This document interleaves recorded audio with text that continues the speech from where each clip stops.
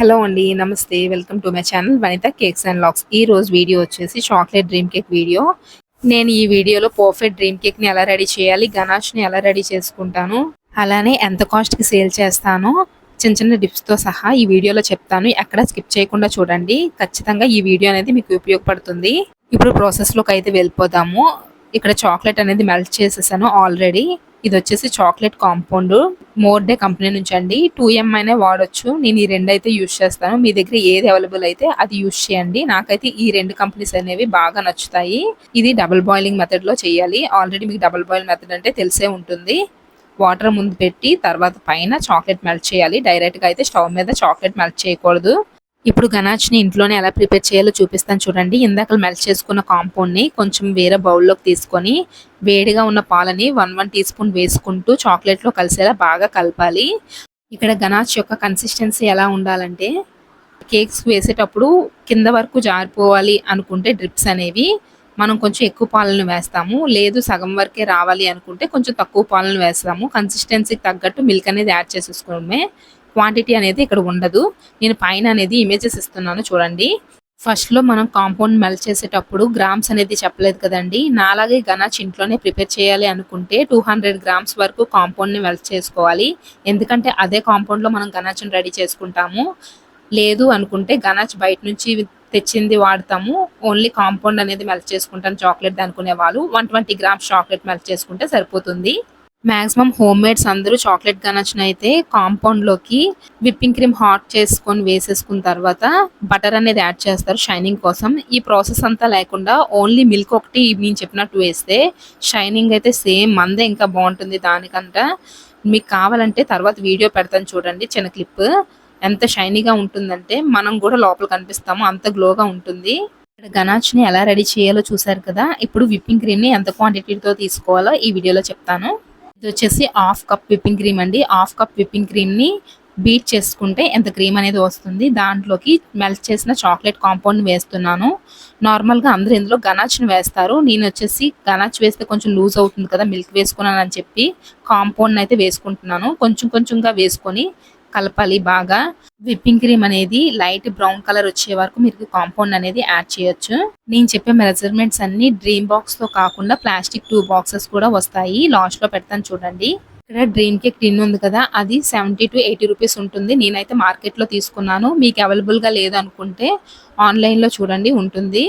ఇక్కడ వచ్చేసి 1 లేయర్ మాత్రమే వేస్తాము డ్రీమ్ కేక్ కి. తరువాత ఈ కేక్ స్పాంజ్ ని సోక్ చేసుకోవాలి షుగర్ సిరప్ తో.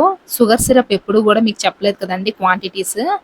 హాఫ్ కప్ షుగర్ పౌడర్ తీసుకుంటే హాఫ్ కప్ వాటర్ వేసుకొని మీరు ఏటైతే తీసుకుంటున్నారో అంటే పైనాపిల్ కేక్ అయితే పైనాపిల్ ఎసెన్స్, చాక్లెట్ కేక్ అయితే చాక్లెట్ ఎసెన్స్, అలా ఎసెన్స్ మారుస్తూ తీసేసుకోవడమే. అది ఫ్రిడ్జ్ లో పెట్టేయాలి. అప్పుడు ఏంటంటే కేక్ అనేది కరెక్ట్ గా సెట్ అవుతుంది. బయట కన్నా షుగర్ సిరప్ అనేది ఎప్పుడు ఫ్రిడ్జ్ లో పెట్టి తీసి వాడితేనే బాగుంటుందండి. ఇలా కేక్ మొత్తాన్ని సోక్ చేసేసిన తర్వాత విప్పింగ్ క్రీమ్ వేసుకోవాలి ఒక లేయర్ కింద. నేను ఇక్కడ విప్పింగ్ క్రీమ్ వేసుకున్న తర్వాత స్పూన్తో అనేది ఈవెన్గా స్ప్రెడ్ చేసేస్తున్నాను. నార్మల్గా బేకరీస్లో ఏంటంటే పైపింగ్ బ్యాగ్లో వేసి కూడా వేస్తారు. మీకు ఎలా అవైలబుల్ అయితే అలా చేయండి. నేనైతే స్పూన్తోనే స్ప్రెడ్ చేసేస్తున్నాను. మనం ఎప్పుడు కూడా ఈవెన్గా తీసుకోవాలి. లెవెల్లో ఏం తీసుకున్నా సరే ఇలా క్రీమ్ మొత్తం ఈవెన్గా స్ప్రెడ్ చేసేసిన తర్వాత మనం ఇందాక గనాచ్ అనేది రెడీ చేసి పెట్టుకున్నాం కదా, ఆ గనాచ్ని ఒక లేయర్ కింద వేయాలి. ఇక్కడ వచ్చేసి టోటల్గా 5 లేయర్స్ అనేవి ఉంటుంది. నేను లాస్ట్లో క్లిప్ అనేది ఇస్తాను. గనాష్ని కూడా ఒక స్పూన్తో చుట్టూ ఎక్కడ కూడా వైట్ అనేది కనబడకుండా స్ప్రెడ్ చేసేసుకోవాలి. దీని తర్వాత వచ్చేసి క్యాష్యూ నట్స్ వేస్తామండి. ఈ క్యాష్యూ నట్స్ ప్లేస్లో డ్రై ఫ్రూట్స్ అయినా వేసుకోవచ్చు. నాకైతే క్యాష్యూ నట్సే బాగా నచ్చుతుంది.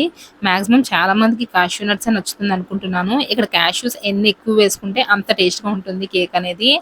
నాకైతే chocolate cake same Dairy Milk cake లాగే అనిపిస్తుంది.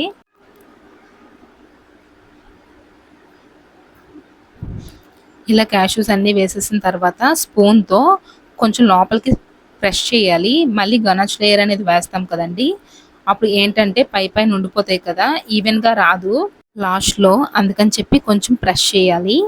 తర్వాత మళ్ళీ ఇంకొంచెం గనాచ్ని వేసి ఆ క్యాష్యూస్ ఏమీ కనబడకుండా పైన లేయర్ అనేది వేసేయాలి. ఈ కేక్ ఎవరైతే టేస్ట్ చేయలేదో ఖచ్చితంగా టేస్ట్ చేయండి, చాలా బాగుంటుంది. చాక్లెట్ లవర్స్ అయితే ఖచ్చితంగా చేయాల్సిన కేక్ ఇది. ఇప్పుడు లాస్ట్ లేయర్ అండి. ఫస్ట్ కాంపౌండ్‌ని మెల్ట్ చేసి పెట్టుకున్నాం కదా! చాక్లేట్ కాంపౌండ్‌ని దాన్ని వేసేయాలి. పైన నార్మల్‌గా స్ప్రెడ్ చేసేయాలి. లాస్ట్ లేయర్ అనేది కాంపౌండ్ ఏస్తున్నాం కదా! Chocolate compound. ఇదైతే ఎక్కువ వేయకూడదు.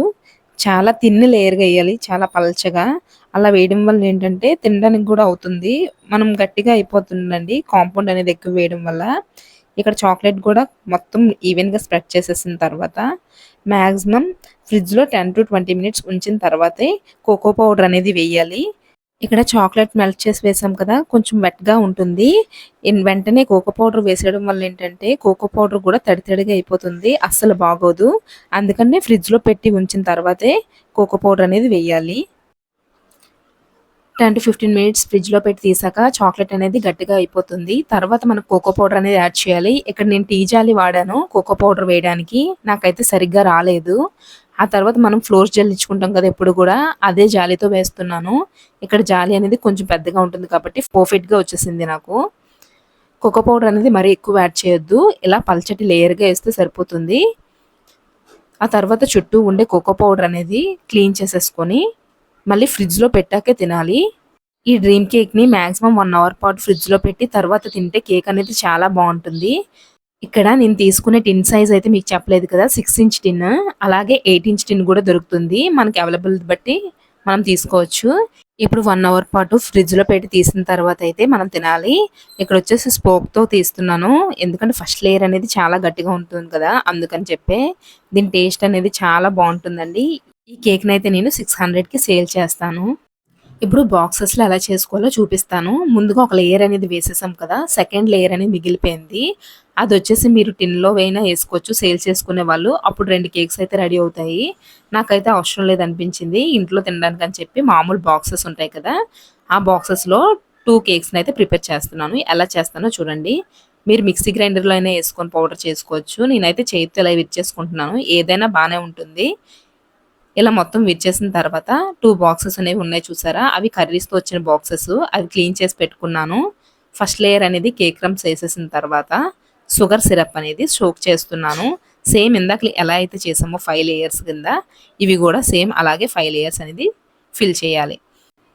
మనం ఇందాకల క్వాంటిటీస్ అనేవి చెప్పాం కదా! ఆ క్వాంటిటీస్ అనేవి 2 టిన్ సైజెస్ కేక్స్‌కి సరిపోతాయి. మేము లేదు అనుకుంటే ఇప్పుడు నాలాగా 2 బాక్సెస్‌కి ఒక టిన్‌కి కూడా సరిపోతుంది. క్వాంటిటీస్ అనేవి మీరు మర్చిపోవద్దు. నేను లాస్ట్‌లో క్లిప్ అనేది ఇస్తాను. క్వాంటిటీస్ అన్నీ గూడా ఒక దగ్గర నోట్ చేసుకోండి. పదే పదే వీడియో చూడాల్సిన అవసరం అయితే ఉండదప్పుడు. ఇంక ఈ వీడియో అయితే ఎక్స్‌ప్లెయిన్ చేయట్లేదు. ఇక్కడ గనాచ్ అనేది కొంచెం లూజ్ అయిపోయింది కదా!